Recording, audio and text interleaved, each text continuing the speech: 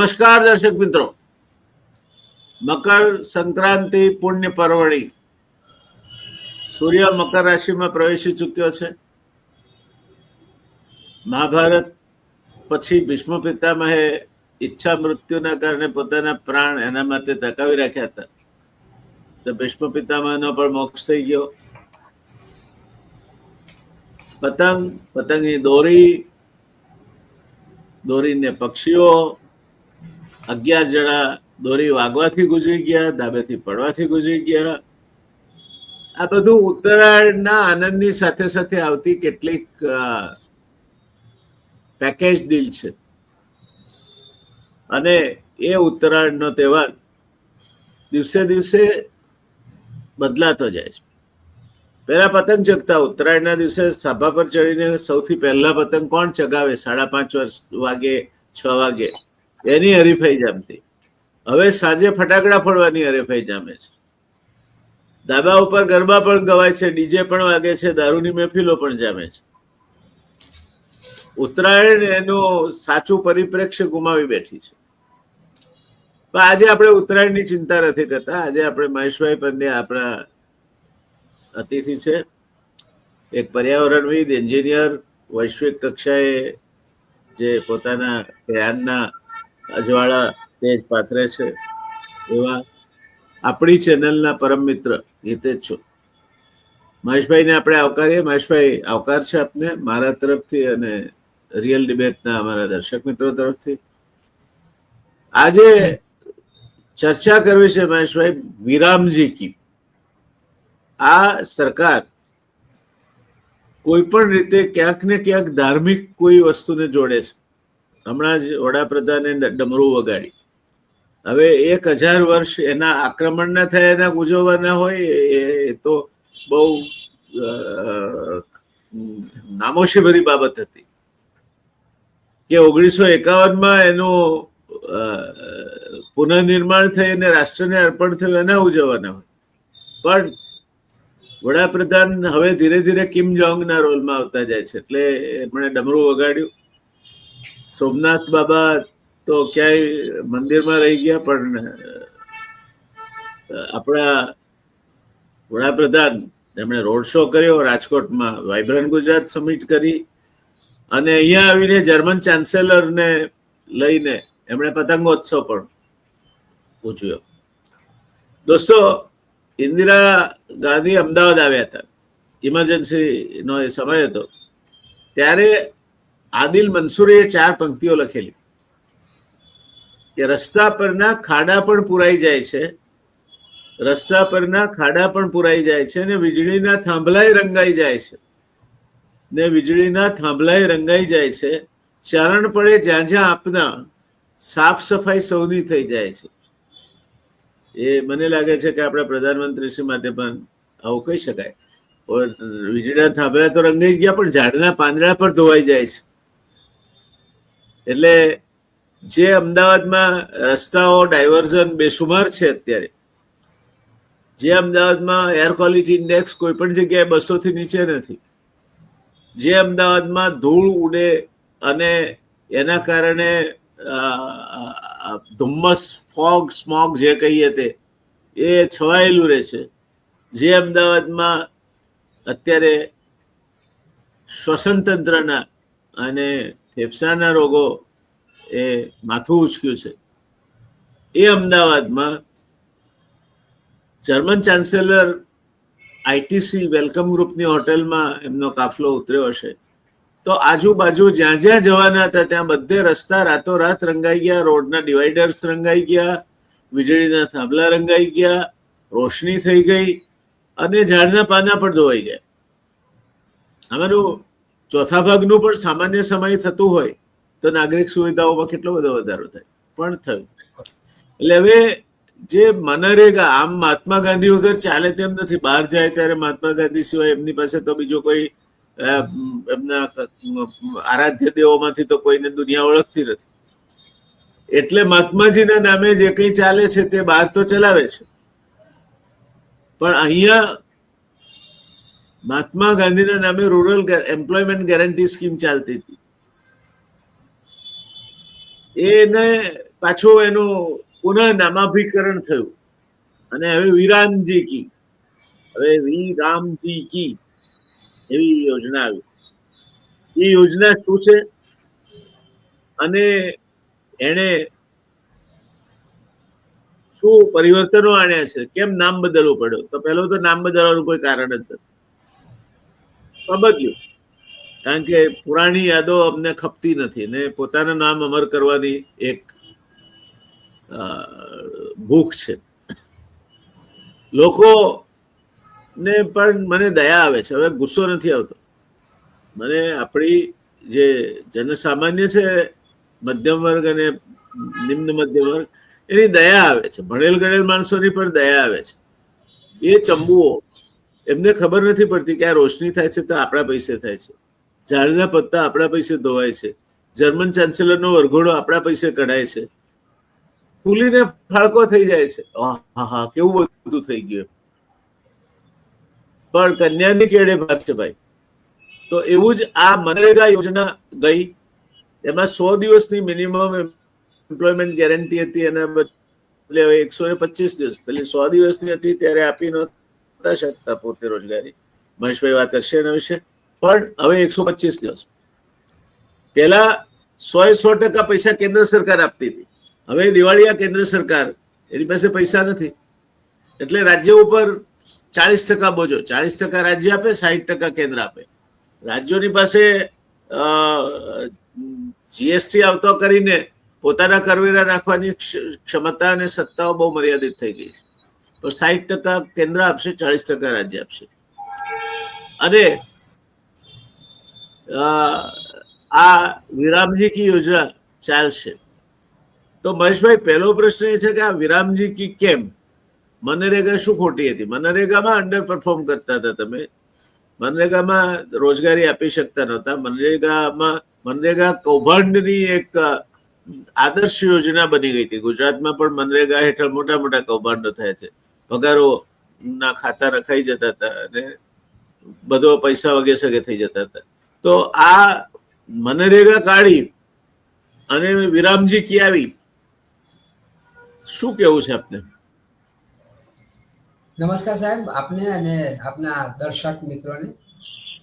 આપે જે વિષય પસંદ કર્યો ગમ્યો, કારણ કે બહુ અગત્યનો વિષય છે અને ક્લાઇમેટ ચેન્જના આ જમાનામાં આ મનરેગા સમજવી બહુ જરૂરી છે, કારણ કે એણે બહુ જ સારો રોલ ભજવ્યો છે ક્લાઇમેટ ચેન્જ એરામાં અને શહેરીકરણ અટકાવવામાં. સાહેબ, આ જે મનરેગા જે હતી યોજના, Mahatma Gandhi rural employment guarantee scheme, 2005માં એનો કાયદો આવ્યો અને એનું ગોઠવવાનો સમય હતો અને પછી 2006માં એનું અમલીકરણ થયું. શરૂઆતમાં 100 જિલ્લાઓમાં પ્રયત્ન કરેલો અને પછી આખા દેશમાં એ લાગુ પડ્યું. એટલે બહુ સિસ્ટમેટિક ચાલે એક એવી ગણતરી હતી. વિકેન્દ્રિત પદ્ધતિ લાવવા પ્રયત્ન કર્યો. પણ આપે જે સવાલ કર્યો એ બહુ જોરદાર છે, એટલે એનો જવાબ આપવો બહુ જરૂરી છે. આપણે એમ પૂછ્યું કે ભાઈ આ મનરેગાને સ્થાને વીબીજી રામજી કેમ? એટલે વિકસિત ભારત ગેરંટી ફોર રોજગાર એન્ડ આજીવિકા મિશન 2025 એ કેમ? સરકારે એક કમિટી બનાવી હતી, ગ્રામ વિકાસ અને પંચાયતી રાજની સ્ટેન્ડિંગ કમિટી 2023-24 અને 24-25. એની કેટલીક ભલામણો હતી, પણ એ ભલામણો કોરાણે મૂકી અને એમણે આ જય રામજી બીબી રામજી લાવ્યા. એમનું એમ કેવું સરકારનો દાવો છે કે 2005માં ગ્રામીણ ભારતની સ્થિતિ દયનીય હતી, ગંભીર હતી, એટલે એમને કલ્યાણની જરૂરી હતી. હવે અમારે વિકસિત ભારત બનાવવું છે અને એટલા માટે કલ્યાણકારી નહીં, અમારે કલ્યાણ નથી કરવું. કલ્યાણમાંથી બહાર આવીને અમારે વિકસિત ભારત કરવું છે. એટલે અમારે પ્રોડક્ટિવિટી એન્જિન તરીકે જોવું છે.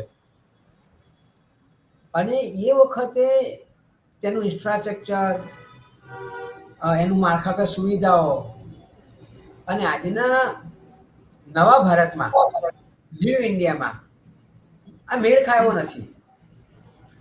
અને એટલા માટે એ પ્રશાસનને લઈને વાત હોય કે તકનીકી બાબતો હોય, એ બધાને લઈને આ મનરેગા બદલવી પડે એમ લાગે છે.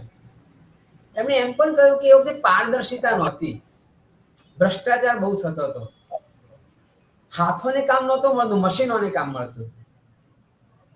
અલબત્ત આપણે બહુ સાચી વાત કરી કે ગુજરાતમાં બહુ ઉદાહરણ ઊંચું છે કે મનરેગાના કૌભાંડમાં મંત્રીઓના દીકરાઓ સંડોવાયા હતા. એટલે ભ્રષ્ટાચાર કોણ કરે છે એ જાણીતું છે.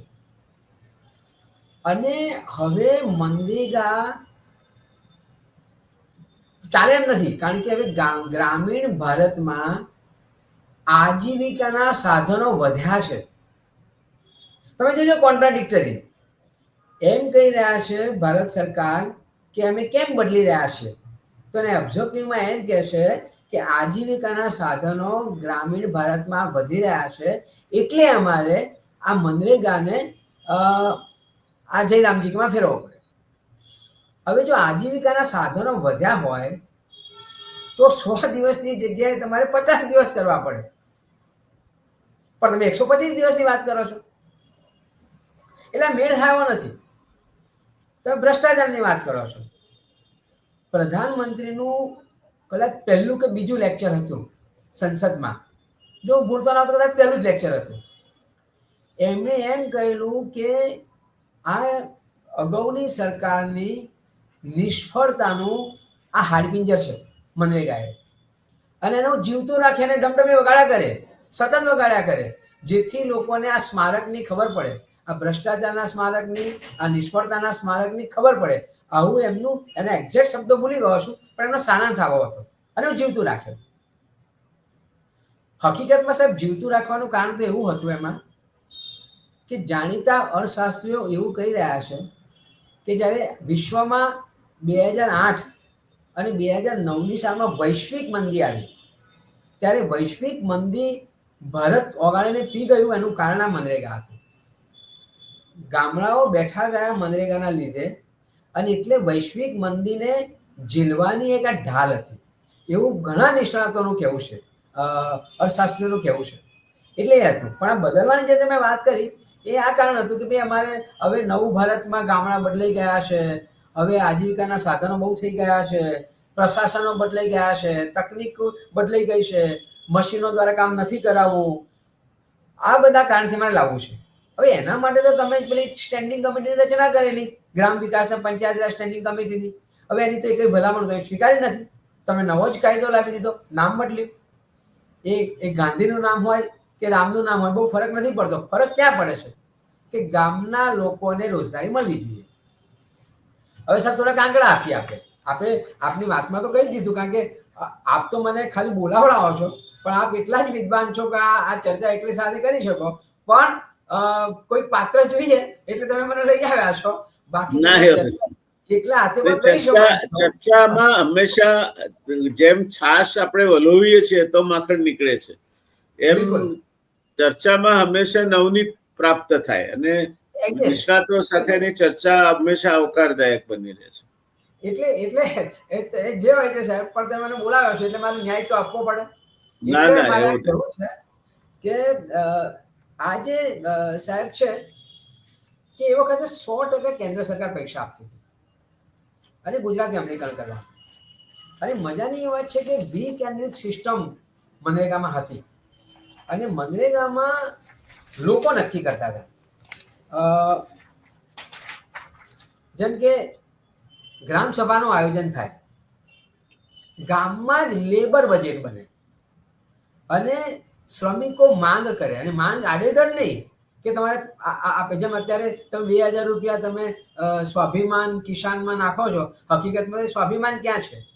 તમે આડેધડ તમે આપી દો છો. તમે 10,000 રૂપિયા બિહારમાં આપી દીધા, એ આડેધડ તમે આપી દીધા. તમે મહારાષ્ટ્રમાં અને મધ્યપ્રદેશમાં લાડલી યોજનામાં આપી દીધા. આમાં તો ઉલટાનું તમે કલ્યાણ એટલે દયા કરો છો, તમે ઉપકાર કરો એના જેવું છે. તમે જે શબ્દ વાપરો છો અહીંયા કે મારે કલ્યાણકારી નહીં, અમારે વિકસિત ભારત તરફ લઈ જવું છું, પણ તમે જે બિહારમાં 10,000 રૂપિયા આપ્યા, કે લાડલી યોજનામાં તમે આપ્યા, કે કિસાન સન્માન નિધિમાં જે પૈસા આપ્યા, એ તો તમે કોઈ કારણ વગર તમે આપો છો. તમે જાણે કે ઉપકાર કરો છો. તમે ગરીબ કલ્યાણ મેળા કરો છો અને એ તમે આપવા જાઓ એટલે તમારો હાથ ઉપર છે. તમે ભગવાન છો અને તમે પેલા લોકોને આપો છો. આ તો અપમાન છે ગરીબોનું. આ ગરીબોનું અપમાન છે, કારણ કે તમે એને એક જાતની ભીખ આપવામાં આવે છે. અરે ફોટા પાડવામાં આવે છે કે એને આપ્યો છે, તમે એવું કરો છો કે આ દેવાથી દેવ છે અને તમને આપે છે અને તમે એની પર જીવો છો. આ એક મજબૂરી છે, લાચારી છે, અને અમે તમને જીવાડીએ છીએ, એવો એક ભાવ પેદા થાય છે. પહેલા તો તમારે પોસ્ટમાં ને બધું મળતું હતું, સ્કોલરશીપ અને બધું, તમારે કઈ જવું નતું પડતું. પણ કહે છે કે ના ના વચેટિયા ખાઈ જતા હતા. હવે તો તમારી સરકાર છે, મજબૂત સરકાર છે. હવે વચેટિયા ક્યાં આવ્યા? તમે વડાપ્રધાન એ વખતના રાજીવ ગાંધીએ નિખાલસ સ્વીકૃત કરેલી કે હું જયારે 100 પૈસા આપું છું તો 85 પૈસા ઓગળી જાય છે. આને નિખાલસ કબૂલાત હતી. તમે એ શબ્દો વાપરીને તમે આ ગરીબ કલ્યાણ મેળા કરો કે અમે હાથો હાથ આપીએ છીએ, પણ તમારી સરકાર છે, તમે મજબૂત છો, તમારામાં વચેટિયા ક્યાંથી આવે? તો તમે આ કરો છો. તમે નિમણૂક પત્રો પણ તમારા હાથે આપો છો. કેટલો કરોડોનો ખર્ચો કરો છો તમે સભાઓ બોલાવો છો, તમે હાથે આપો છો. તમે એ વારંવાર સાબિત કરવા માંગો છો કે અમે આપીએ છીએ, હું આપું છું, હું ગેરંટી આપું છું, હું કરું છું.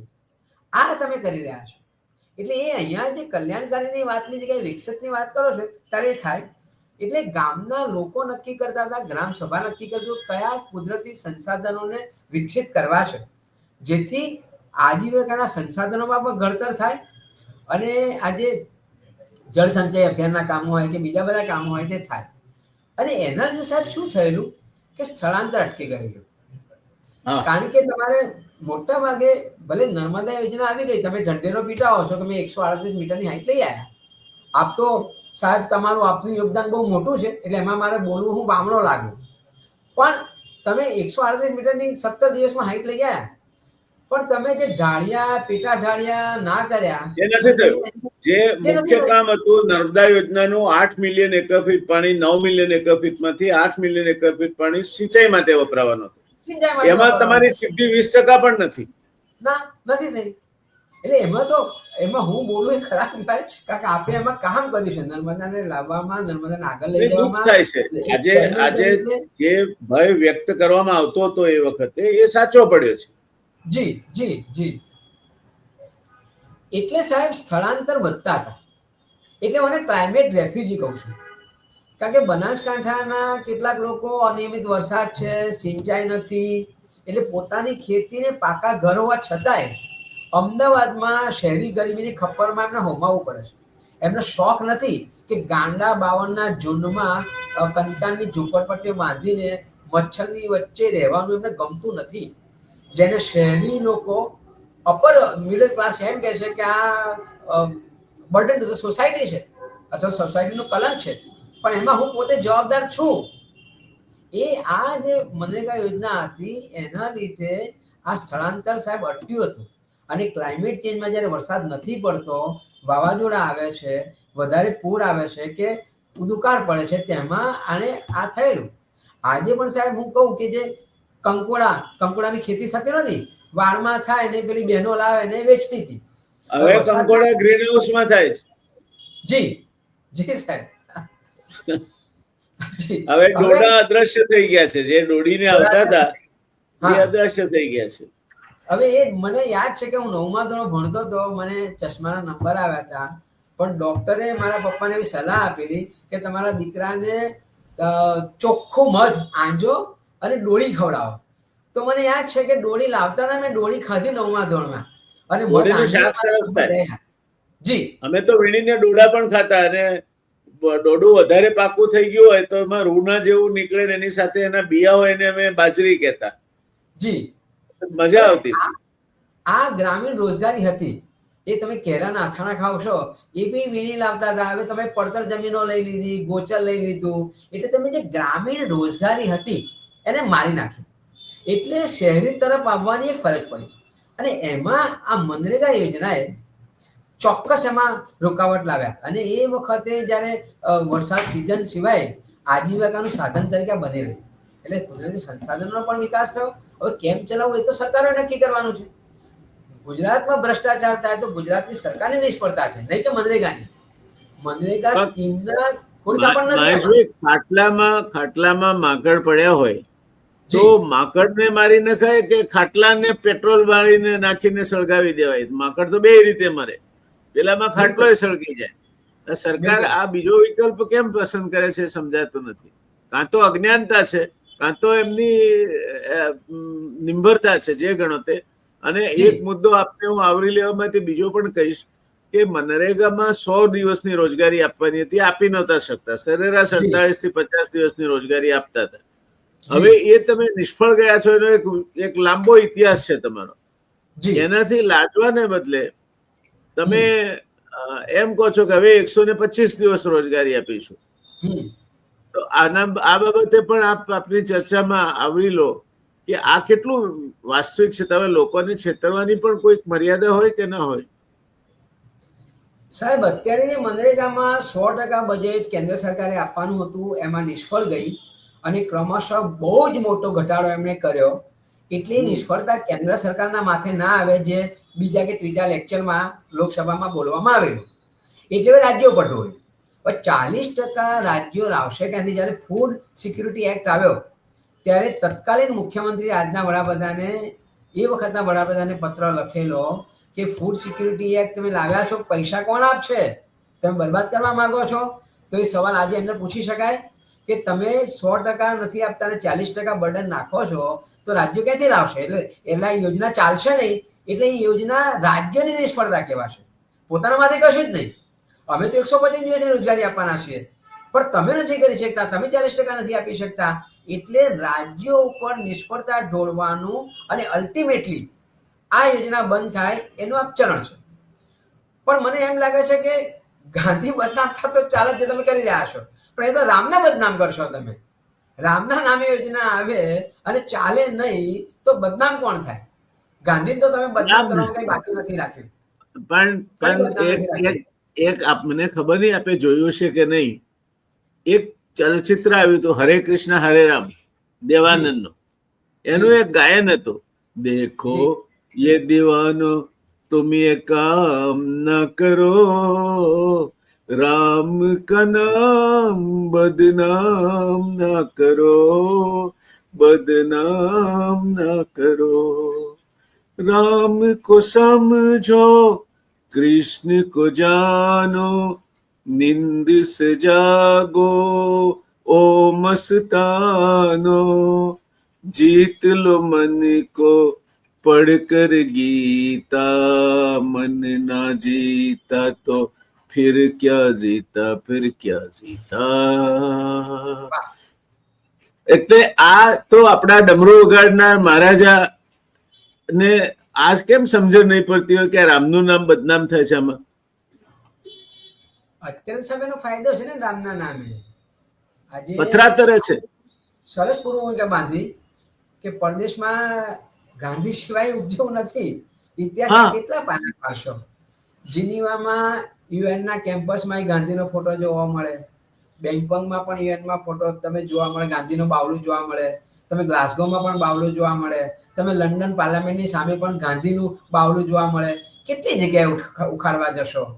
એટલે પછી આ બીજી રીત છે આ કરવાની, પણ એને માન આપવું જોઈએ. પણ સાહેબ, તમે જે દિવસોની વાત કરી એની વાત કરીએ સાહેબ, જે નોર્થ ઇસ્ટ કહેવાય છે એમાં મિઝોરમ સૌથી વધુ 94 દિવસની રોજગારી આપી છે. અને આ આંકડો સરકારનો છે. 12મી ડિસેમ્બર 2025ના રોજ રાજ્યસભામાં અતારાંકિત પ્રશ્ન થયો હતો, એના જવાબમાં આ કેન્દ્રની સરકારે જવાબ આપ્યો છે.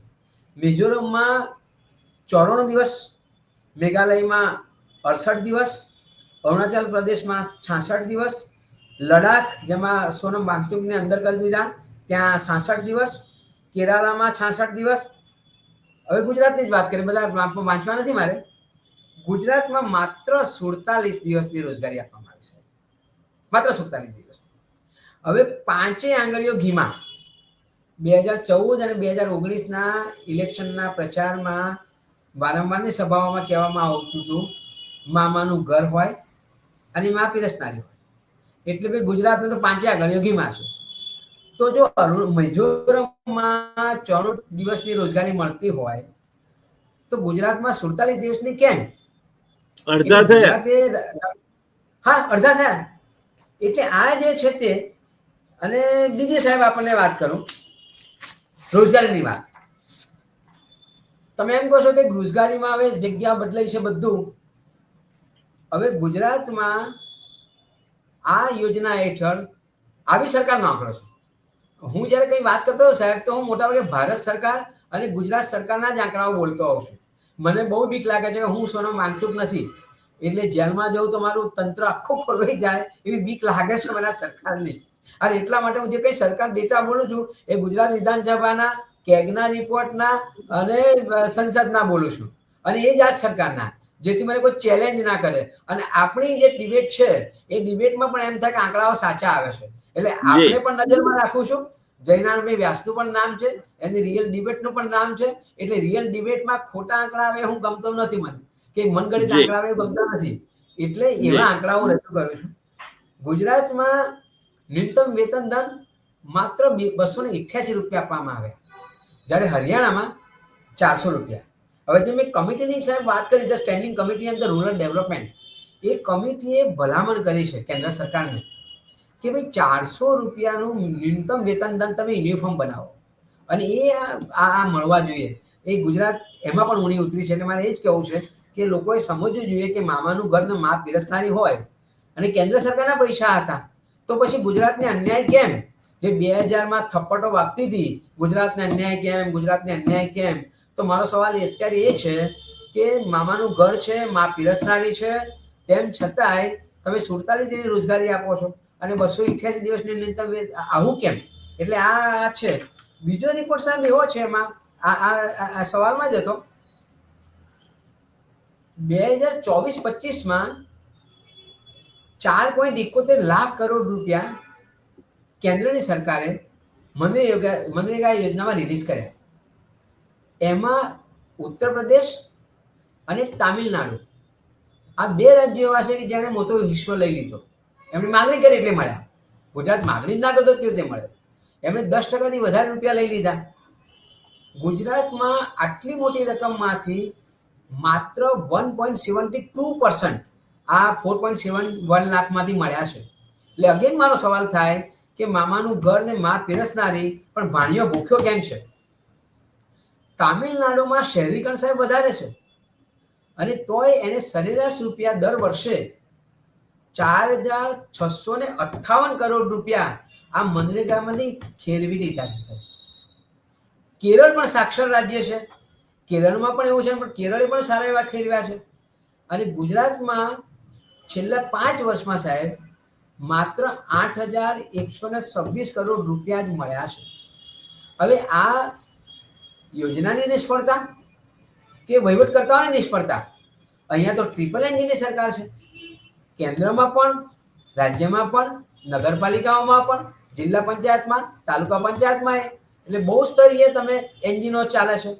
તેમ છતાંય ગુજરાતમાં આ નથી થયું સાહેબ. હવે આપણે જે વાત કરી તે 40% ક્યાંથી લાવશે રાજ્યો? તમે જ્યારે તત્કાલીન મુખ્યમંત્રી હતા ત્યારે ફૂડ સિક્યુરિટી એક્ટમાં વાંધો લીધેલો કે રાજ્યો પર બોજ પડશે અને ક્યાંથી લાવશો? તો અત્યારે મારો સવાલ એ થાય કે એ ફૂડ સિક્યુરિટી એક્ટનો અને એ વખતે જીએસટી નહોતો. જીએસટી નહોતું. એટલે તમને સેલ્સ ટેક્સ વધારીને તમારા નાણાં ઊભા કરવાની છૂટ હતી. અત્યારે સાહેબ જીએસટી ના પૈસા પાછા મેળવવા માટે વિનંતી પત્રો લખવા પડે છે. સાદી ભાષામાં વાત કરીએ તો કેન્દ્ર સરકાર પાસે ખોળો પાથરવો પડે છે. ભાઈ અમારા ભાગના તો પૈસા પાછા અમને આપો. આ સ્થિતિ છે. એવી સ્થિતિમાં આ 40% રાજ્યો ક્યાંથી જોડશે કે 125 દિવસની રોજગારી થાય? બીજી વાત સાહેબ, એ વખતે પણ એક ગપગોળો ચલાવવામાં આવેલો, કારણ કે આ યોજના સફળ થતી હતી એટલે એમ કહેવામાં આવતું હતું આજના પ્રશાસકો દ્વારા એમ કે આ મનરેગા યોજનાથી કૃષિ ઉત્પાદન ઘટશે, કારણ કે લોકો આ પૈસા લેવા જશે એટલે ખેતી કામ નહીં કરે. હવે એ તો ગામે નક્કી કરવાનું હતું, ગ્રામ સભાએ નક્કી કરવાનું હતું. ગ્રામસભા નક્કી કરી શકે કે ભાઈ આ 4 મહિના એ લણણીના અથવા વાવણીના અથવા કાપણીના છે, તો તમે એમને તને નહીં આપીએ. અરે તો ગામના લોકો ભેગા થઈને નક્કી કરતા હતા. તો ગામની ખેતી બગડે એ કોણ ઈચ્છે? એટલે એ દલીલમાં દમ નહોતો. અત્યારે જી રામજી યોજનામાં કેન્દ્ર સરકાર એમ કહે છે કે કયા 60 દિવસ રોજગારી નહીં આપવું એ કેન્દ્ર સરકાર નક્કી કરશે. હવે મારા ગામની વાત એ કેન્દ્રને કેવી રીતે ખબર પડે છે? મારા ગામની વાત મારા ગામના લોકો જાણે કે કેન્દ્રમાં બેઠેલા લોકો જાણે? એનો મતલબ સાહેબ સીધો મતલબ એવો થયો કે આ રામનું નામ બદનામ કરીને અલ્ટિમેટલી આ પિંડલું વાળી દેવાની વાત છે. હવે એ ગમતું નથી આપણને, કારણ કે ક્લાઇમેટ ચેન્જના એરામાં વધુ વરસાદ નથી પડે છે, ઓછો વરસાદ પડે છે, દુકાળ પડે છે, લીલો દુકાળ પડે છે. એવી વખતે સ્થળાંતર અટકાવવાનું સૌથી મોટું જો હથિયાર હોય તો એ આ મનરેગા યોજના છે. તમે નથી કરતા. હવે તમે આ કરો, આ ભાઈ કેન્દ્રીકરણ યોજના તમે કરી નાખી કે ભાઈ અને કેટલા પૈસા ફાળવવા એ પણ તમે એના આધારે કેન્દ્ર નક્કી કરશે. એટલે સ્થાનિક લોકોના હાથમાં કશું જ નહીં. એટલે પંચાયતી રાજ વ્યવસ્થા જે છે એ તમે મુઠ્ઠી બનાવી દીધી. એક તો તમે સમરસ યોજના લાવીને મુઠ્ઠી બનાવી, તમે પ્રલોભન આપ્યા, ધમકી આપ્યા, એ પ્રમાણે જે લોકો પ્રતિનિધિ બનાવતા હતા એ મટી ગયું. એટલે તમે ઈચ્છેલા લોકો જ પંચાયત ચલાવે અને આવી યોજના ચલાવવા માટે પણ કેન્દ્રએ જોવાનું. તમે એક બાજુ વિકેન્દ્રીકરણની વાત કરો છો, વિકસિત ભારતની વાત કરો છો, અને બધું કેન્દ્ર હાથમાં રાખે છે. સહકારી યોજનાઓ જે રાજ્યનો વિષય છે એ બી તમે હાથમાં લઈ લીધો. એટલે તમે અલ્ટિમેટલી કરવા શું માંગો છો? આ બધા મુદ્દાઓ સાહેબ એની આગળ પાછળ ઘણા મુદ્દા છે. એ મુદ્દો થાય છે. એટલે પારદર્શિતાની વાત એમાં કરી છે. ડિજિટલ ઇન્ડિયા આવી ગયું. હવે ડિજિટલ ઇન્ડિયા વાત ખરી, પણ ડિજિટલ ઇન્ડિયા બધે નથી પહોંચ્યું સાહેબ, કારણ કે ઇન્ટરનેટની સુવિધાઓ બધે નથી આવી. અને બધાના હાથમાં મોબાઈલ હોય અને બધા સ્માર્ટ પેલા એન્ડ્રોઈડ ફોન હોય એવું હું નથી ઈચ્છતો કે ભાઈ આવી ગયા હોય, એવું નથી. એટલે તમે બાયોમેટ્રિકની વાત કરો, તમે ડિજિટલ ઇન્ડિયાની વાત કરો, તો તમે આનો મતલબ એવો છો કે આ યોજનાને તમારે નિષ્ફળ બનાવી છે રામના નામે, રાજ્યના નામે. આ બરાબર નથી. તમારે કંઈક સુધારો વધારો કરવો જોઈતો હતો આમાં.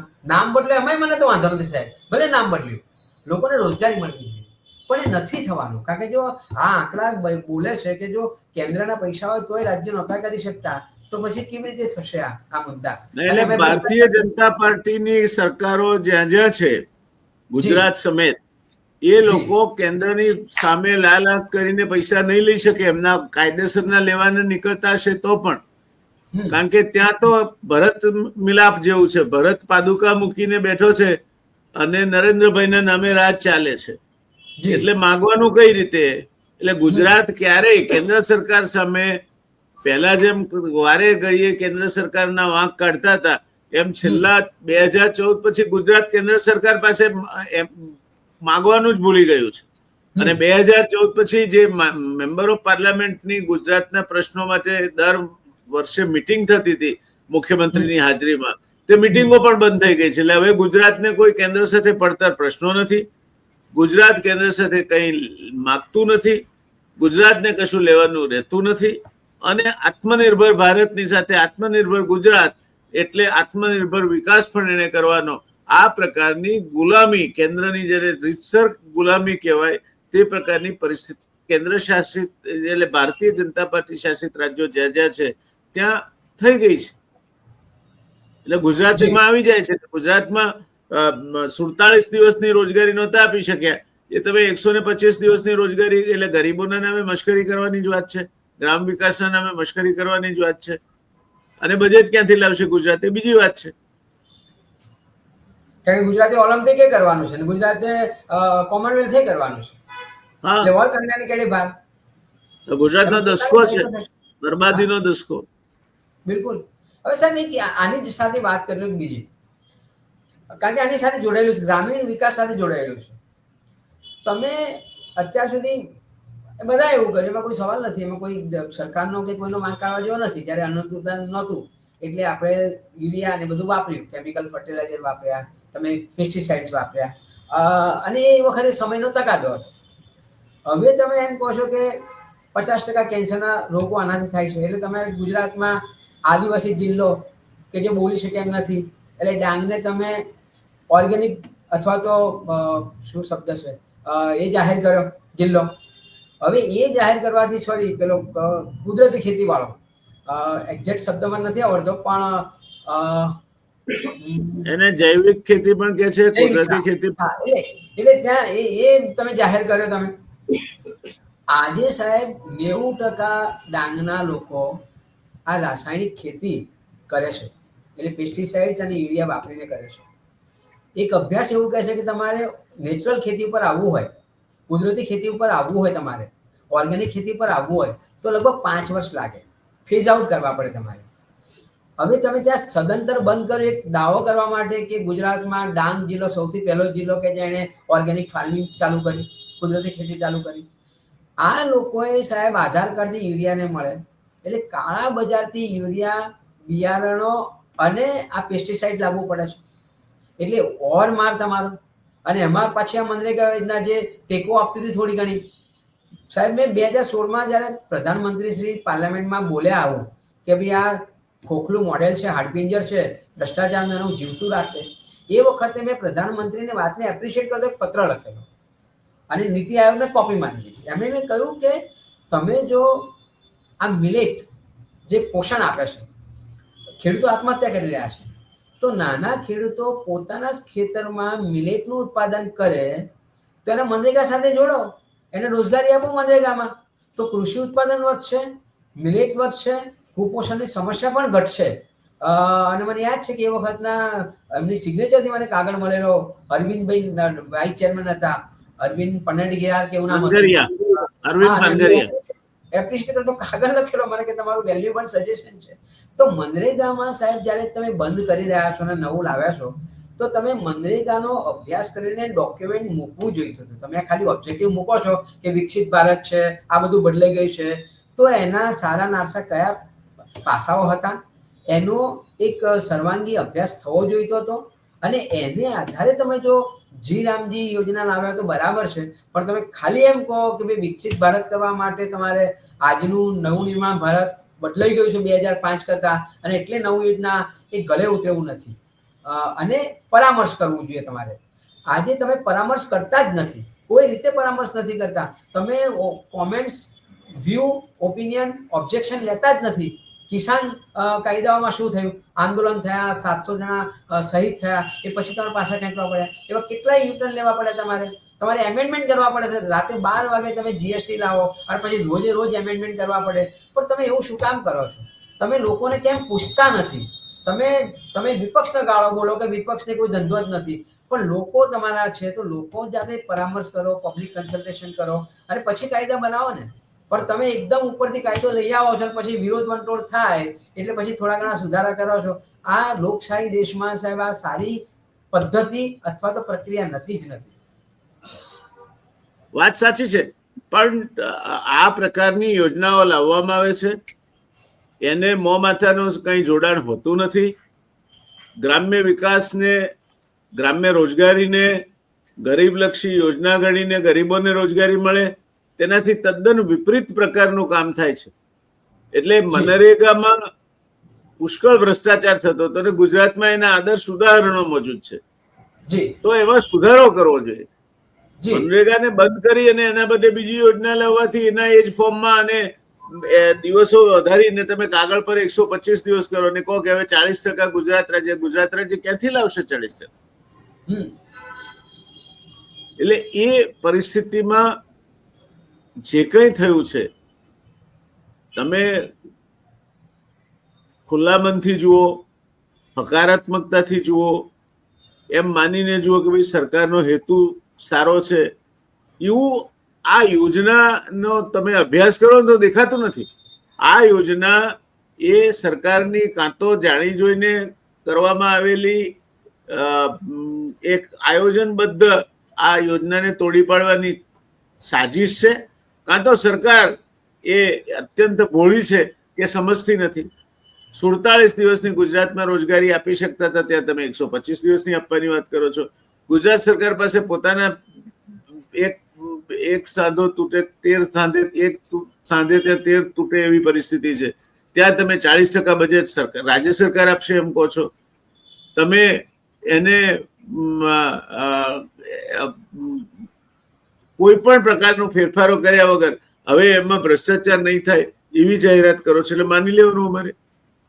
એટલે રાજ્ય સરકાર, કેન્દ્ર સરકાર એ બધા ભેગા થઈને યોજનાઓના નામ બદલે, લેબલ બદલે બોટલ ઉપરનું, પણ અંદરનું પીણું તો એનું એ જ રહેશે. બિલકુલ. એટલે આ સરવાળે વિરામજી કી લાવવાથી કોઈ ભલીવાર આવે અથવા તો ગ્રામ્ય વિકાસ થાય અથવા ગરીબોનું ભલું થાય, સ્થાનિક રોજગારી, રાજ્ય સરકાર પાસે પૈસા જ નહીં હોય. અને બીજું મને મહેશભાઈ એના કરતા વધારે ખરાબ વસ્તુ તો એ લાગે છે કે જ્યાં વિપક્ષની સરકારો છે, જ્યાં આપણે તમિલનાડુના કેરળનો દાખલો આપીએ, ત્યાંની સરકારો બોલકી છે, કાંડું આંબળીને પૈસા લે છે. આજે નાયડુ કાંડું આંબળીને પૈસા લઈ જાય છે, નીતિશ કુમાર કાંડું આંબળીને પૈસા લઈ જાય છે. ત્યાં આ ચીલાચાલુ ગુલામી ખત લખી આપેલી ભારતીય જનતા પક્ષની સરકારો ક્યારેય અવાજ નથી કરી શકવાની. એટલે ગુજરાતના ભાગ તો નુકસાની જ આવવાની છે. આ પરિસ્થિતિનું નિર્માણ થશે. એટલે એક યોજના જેનો ભૂતકાળ એ નિષ્ફળતાનો છે, એક યોજના કે જેમાં કૌભાંડો ભરપેટ થયા છે, એક યોજના જેનું વ્યવસ્થિત અમલીકરણ તમે કરી શક્યા નથી, એ યોજનાને નવા વાઘા પહેરાવી, નવું કલેવર સજાવી અને તમે પાછા રજૂ કરો છો, તો એ કઈ રીતે ચાલશે? એટલે આપણે આની જે ચર્ચા કરી એના ઉપરથી આ યોજનાની અસરકારકતા અને ભવિષ્ય એ વિશે આપના કન્ક્લુડિંગ રિમાર્ક્સ શું છે? એટલે આ મનરેગાને તમને ક્યાંક ખોળખામણ લાગતી હતી તો એને રિપેર કરવાની જરૂર હતી. અને બીજું કે મારો મૂળ મુદ્દો જ એ છે સાહેબ કંટ્રોલ રિમાર્કમાં, કે લોકશાહીમાં લોકોનું, લોકો માટે, લોકો દ્વારા ચાલતું રાજ્ય છે. તો પરામર્શ તમે નથી કરતા અને રોજગારી કોને કેટલી કયા દિવસોમાં આપવું એ લોકોને નક્કી કરવાની. તમે ખોટા છો મહેશભાઈ. જી, એ વ્યાખ્યા એ જ રહી છે, જી, ઉચ્ચાર એ જ રહ્યા છે, જી, એના સ્પેલિંગ બદલાયા છે. જી, પહેલા એ ગવર્મેન્ટ બાય ધ પીપલમાં બીવાય ના બદલે બીયુઆઈ થઈ ગયું. જે રીતે બિહારમાં 10,000 રૂપિયા આપ્યા ચૂંટણી વખતે, ગવર્મેન્ટ બાય ધ પીપલ, ખરીદો લોકોને. પછી 5 વર્ષ અમે કહીએ છીએ તે પ્રમાણે ગુજરાતની માફક નીચું મોડું કરીને જીવો, એટલે ફોર્સ ધ પીપલ, ફોરના બદલે, અને ultimately of the people, kill their conscience. બરાબર. બાકીનું બધું મતદાર યાદીઓ ને બધું અમારો election commissioner, government of India undertaking છે, બનાવશે અને ધાર્યા પરિણામો અમે લાવીશું. એટલે મુંબઈ મહાનગરપાલિકામાં પણ ધાર્યા પરિણામો આવી શકે, પશ્ચિમ બંગાળમાં પણ આવશે અને તમિલનાડુમાં પણ આવશે. અને એની ઝકાઝકી અત્યારે ચાલે છે. આજે ઈડી અને સીબીઆઈ એ એક રાજ્યના ચૂંટાયેલા મુખ્યમંત્રી, એના પાર્ટીના અધ્યક્ષ પણ છે, પાર્ટીના કામ માટે પાર્ટીની સાથે સંકળાયેલ સંસ્થાની ઓફિસે જાય અને એને એમ કે મમતા ચોરી ગયા, તો એ કઈ રીતે લેવાનું? એટલે આ બધું અરાજકતા તરફ જઈ રહ્યું છે. અને બીજી બાજુ વિદેશ નીતિના મુદ્દે આપણે કઈ બહુ હરખાઈ એવું છે નહીં.